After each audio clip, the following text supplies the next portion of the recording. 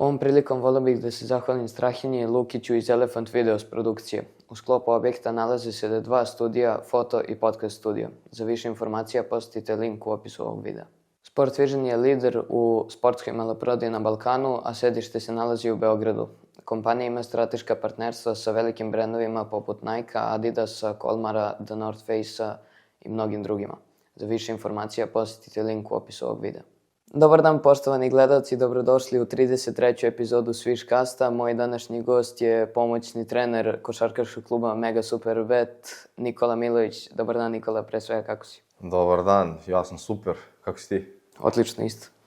Prvo, posvetit ćemo se najviše tvom životu, odnosno podelit ćemo ga na 3 teme u periodu kad je Dejan Milović igrao, odnosno trenirao Megu i dok je bio pomoćni trener u Golden State-u, ali počet ćemo od Partizana, da te pitam samo koliko ti taj klub znači na emotivnom nivou? Pa ja sam vezan za Partizan od kad sam mali bio, dok je moj otac igrao tamo, to je nekad 2005. Mislim da on je od 5. do 7. igrao tamo, dolazio sam na utakmice, gledao, rastu uz sve to i dan danas idem na utakmicu kad god mogu i gledam, dok sam bio u Americi sam gledao svaki meč manje više, budio sam se u 6 ujutru, 7 da bi uhvatio utakmicu zbog vremenske razlike, ali jednostavno vezan sa taj klub, na to jedini klub da kažem za koji navijam stvarno, pored naravno Mege i Golden State. Kako je izgledao tvoj život u periodu kada je Dejan trenirao Megu? Pretpostavljam da verovatno imaš i prijatelje odatle i neke nezaboravne momente. Pa da, ja sam kao mali još dolazio, znači on je 2010. bio prvo GM kluba, pa 2012. postao trener i ja sam stalno dolazio s njim na trening, tu kao nešto šutiram, bacam lopte, koliko si ima, možda 9 godina. I dalje rade neki ljudi u klubu koji su radili i tad, tako da to je onako, ja gledam kao porodicu sve tamo što se nalazi, bukvalno. Ceo klub je moja porodica, bukvalno. Da li bi mogao možda da mi izdvojiš neku anegdotu vezano za taj period? Anegdotu? Ima je sad nešto, nije sve za kameru, ali koja je bila, pa daj da bude neka lepa anegdota. Ima kad je Jokić promašio šut u finalu kupa, mislim je bilo finale kupa, i promašio šut za pobedu i sad oni svi smoreni, ja dolazim do Jokića i kažem, ma nema veze, bitno si šutno. A ja imam u tom momentu možda 10 godina. I tako da, to čak i spominje meni par puta, kaže, kakav mentalitet si imao sa 10 godina. Sad bih volio da se posvetimo tvom privatnom životu, odnosno koliko ti je tvoj otac, naravno Dejan Milović, koliko te on usmerio ka košarci i da li si možda neki drugi sport voleo pored košarke? Pa ja sam voleo kao mali da igram i fudbal, sa društvom napolju, dok ne možeš da dobaciš do koša, onda šutiraš na go. I trenirao sam tenis, jedan trening, skapirao sam da to nije za mene, jer otac nije teo da mi da treniram košarku do neke 10. godine, ja sam teo krenuti još mnogo ranije. On kao da se ne bi zasitio mnogo rano, ali kaže, posle mi je rekao da nije bio pravo za tu odluku. Ali ja sam zbog njega sam je počeo da treniram, nešto me on naterao, nego što jednostavno kad si sve vreme u tome od malena i vidiš svoje okruženje i njegovo okruženje, normalan sled okolnosti je bio da ja idem tim putem, tako sam s nekih 10 godina počeo da treniram u Beovuku. Da li si ikada razmišljao da zaigraš košarku profesionalno ili si od malena izabrao taj trenerski put kojim se trenutno baviš?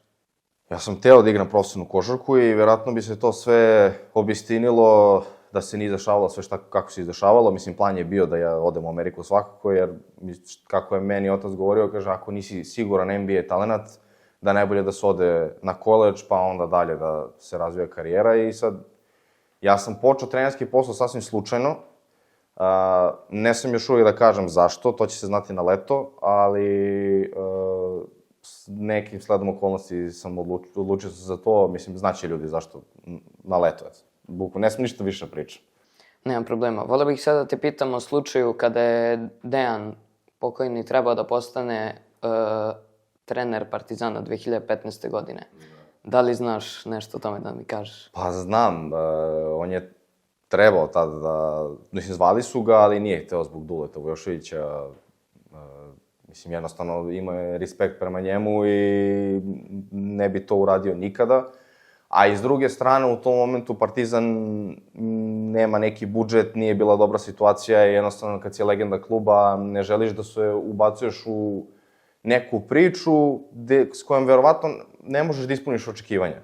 Jer budžet u tom momentu nije bio dobar, a sa malim budžetom su male šanse da možda napraviš neki uspeh. Ali to je naravno druga stvar, prvenstveno zbog Duleta Vujoševića. On nije otišao u Partizan. Takođe, on je trebao da postane i selektor Srbije nakon Karija Pešića. On je bio neki glavni kandidat. Šta znaš o tome? Pa to se znalo. Mislim, ja sam znao za to, ali nisam smeo da pričam, naravno, ništa. Verujem da bi bio dobar selektor, ali on nikad nije žurio, on je uvek govorio kad bude, bit će, Kari Pešić potraje što duže, radi svoj posao super, tako da tako i treba i da ostane. Sad bih volio da popričamo o Golden State-u. Kako si doživeo vreme koje je Deki proveo tamo kao trener? Pa meni je to bilo neverovatno prvo. Ja sam od malena, onako kad sam bio kao ti, koliko ti imaš godina? 14? 14 sad. Meni je to neverovatno, prvo respekt šta radiš sa 14 godina, stvarno fantastično. Tako da ja sam počeo s nekih 12-13 godina pratim NBA i prvi igrač mi je bio omiljen kao Derrick Rose.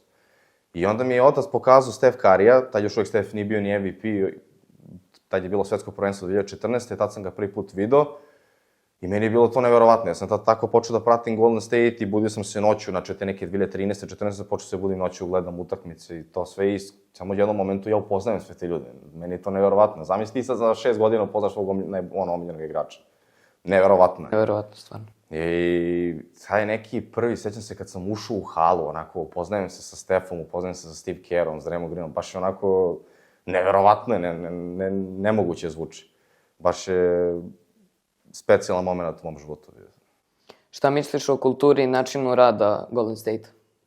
Oni su sigurno najbolja franšiza u NBA-u. Ne samo kao po uspesima, nego kako se ponašaju prema radnicima, prema porodicama radnika. Čak svi mi to kažu. Bogdan Bogdanović mi je rekao, kaže, veruj mi, Golden State je najbolja franšiza. To je jedina franšiza koja da svog kuvara lično protivničkoj ekipi da im kuva dok su oni tu. To ni jedna druga franšiza ne radi. I jedina franšiza za play-off, kada doće neka porodica, nečija porodica da ide na utakmicu, oni uzmu privatni avion za porodice da ide na utakmicu. To je, mislim, to niko drugi ne radi. Baš su onako, posvećeni su svima u franšizi. Postoji li neki poseban trenutak iz tog iskustva sa Golden State-om koji ti je ostao u sećanju? Poseban trenutak? Ima ih mnogo. Baš mnogo ih ima. Bilo je taj kad sam prvi put upoznao Stefa u teretani, to je onako, mislim, samo po sebi je posebno. Sećam se da sam uključen bio jedan trening, koji je došao tu na trening, vraćao tamo lopte Stef u kleju, uđem u halu, kao, ja tu s njima se družim, ne znam. Mislim, bilo je posle raznih momenata van terena, ne znam, Draymond Green, sad kad sam bio u Americi pre mesec dana, Draymond Green me zvao da idem s njim da gledam NFL utakmice. Mislim, Draymond Green, tako da, baš je onako, baš me vezuje sve za taj klub i mislim, ti ljudi su svi divni, ne možeš ni da zamisliš koliko su stvari oni normalni, jako su super zvezde. Svi, bukvalno svi. Sad bih volio da popričamo o Megi. Koliko ti znači prilika da radiš u klubu u kojem je Deki ostavio neizbrisiv trag? Pa znači meni je neko onako super iskustvo, puno učim, imam super ljude oko sebe od kojih učim, a opet sam nekako ušuškan dovoljno da mi nije sve nepoznato, jer jako je teško kad se počinje neki novi posao, nesiguran si, ne znaš kako sve funkcioniše, a meni to onako sve već bilo poznato jer sam već mnogo godina proveo u tom klubu. Tako da znači mi dosta jer učim mnogo, najviše. Koja je tvoja uloga u stručnom štabu Marka Baraća i na kojim aspektima igre najviše radiš sa igračima? Ja sam zadužen da spremam odbranu protivničke ekipe. Mi smo onako podeljeni, znači Marko Barać i ima nas 4 pomoćne trenera i svako je dobio neki zadatak. Ja spremam odbranu protivničke ekipe, to je moj zadatak. Koliko je to teško raditi? Ja sam mislio biti mnogo teže, ali nije, mislim, sedneš, analiziraš, ja sečem te klipove, spremim, pošaljem Baraću, on ih pogleda, onda na treningu to se izanalizira, na treningu posle to radimo i to je to. Mnogi mladi talenti su prošli kroz Megu i napravili su sjajne karijere. Koji igrač iz ovog tima koji te najviše impresionira? Ove godine imamo stvarno dosta talenata. Bogoljub Marković je verovatno najveći talent u ekipi trenutno, ali ima tu sjajnih momaka, mislim, oni su svi mlađi od mene, možda godinu dana, čak neki su i stariji od mene. Kyle Jack je super, on je baš dobar i onako dobar momak i posvećen. I Filip Jović sa svojom atletikom, mislim, ja nisam dugo vidio belca koji tako skače, ta atletika je stvarno na nekom sledećem nivou. Tako je, baš me zanima s njim šta će da bude sledeće godine, vidjet ćemo. Ali bit će tu sigurno potencijala za draft. Koliko se tvoj stil rada trenerskog, koliko on liči na stil tvog oca i u čemu se razlikuje?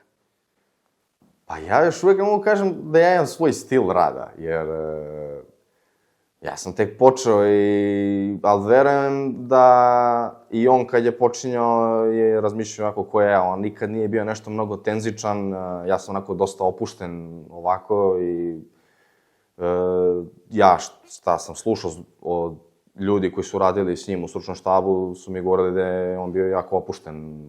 Naravno, bio posvećen, na treningu se znalo šta se radi, ali čim se završi trening, čak i u pauzama na treningu, da je to bilo uvek neko zezanje, tako da takav sam ja manje više. Da li te više zanima individualan rad sa igračima ili timska strategija? To je dobro pitanje. Pa iskreno, timska strategija mi je zanimljivije. Mislim, super je naravno individualni rad, čak i meni zanimljivije da radim sa centrima nego s bekovima, iako sam igrao beka. Ali nekako lepša mi je ta centarska košarka, onako malo je umetnički više, onako kako ćeš se okreneš vamo završnice, ali nebitno sad to, ali timska strategija mi je zanimljivija što kao tim pobeđuješ, ne pobeđuješ kao individualac. To je, košarka je timski sport, to je ono što je najbitnije. Gde vidiš sebe u budućnosti i da li planiraš da se baviš dugoročno trenerskim poslom? Pa planiram, vidjet ćemo kako će sve da se odvija. Sebe vidim verovatno u inostranstvu od sledeće godine, ali vidjet ćemo sve šta i kako. Tako da, to je to za sad.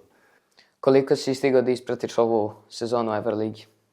Pratim svaku utakmicu, bukvalno. Evo, večeras igraju Milano i Paris, to ću sigurno gledati.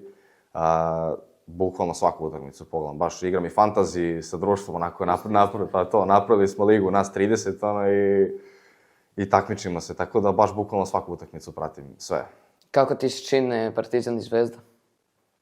Pa čini mi se super, naravno tu ima mnogo uspona i padova, što je normalno u košarci, ali verujem da će ući u završnu fazu jedni i drugi. Sad, da li će ući neku Final Four, ne znam, nadam se Partizan naravno, ali verujem da obe ekipe imaju šansu za dalji plasman. Da li bi mogao da mi izdvojiš tvoja 4 favorita za Final Four i fantasy startnu petorku, evo, pomeni. Može.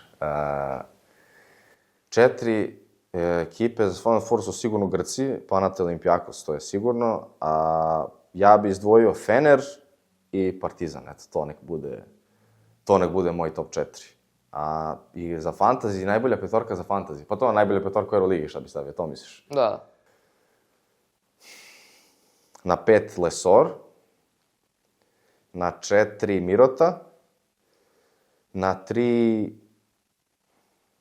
Vezenkov, na 2, tamo može Hayes Davis da igra dvojku, a?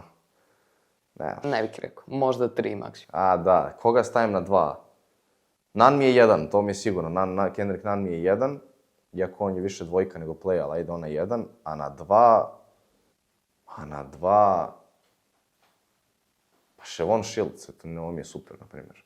Iako ove godine ne igra nešto sad wow, ali on mi je dobar igrač. Ali možda bi stavio neko, kad bi malo više razmišljao, možda stavio neku drugu, ali eto nek bude Shavon Shields. Da li imaš ambiciju jednog dana da vodiš ekipu kao glavni trener?